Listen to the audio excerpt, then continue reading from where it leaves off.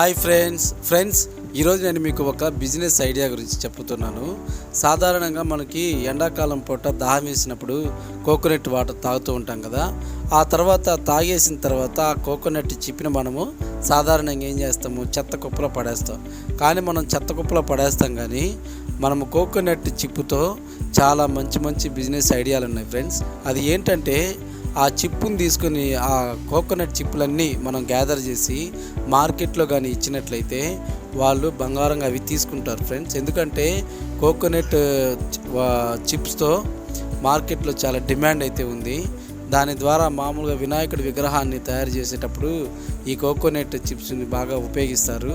అంతేకాకుండా మామూలుగా సోఫాలు, కుర్చీలు వాటికి తయారీ విషయంలో, అంటే ఫర్నిచర్ విషయంలో కూడా, సోఫా సెట్లు వాటి విషయంలో కూడా టెంకాయ చిప్పులను బాగా ఉపయోగిస్తారు ఫ్రెండ్స్. మీరు ఒక్కసారి ఏదైనా బిజినెస్ ఐడియా మీద కానీ ఉంటే ఒక్కసారి మీరు ఈ కోణంలో దర్యాప్తు చేయండి. దాని గురించి బాగా ఇంకా డీటెయిల్స్గా బాగా కనుక్కోండి. ఒక్కసారి మీరు స్టార్ట్ చేయండి ఫ్రెండ్స్. దీనిలో అయితే ఖచ్చితంగా మీరు సక్సెస్ అవుతారు.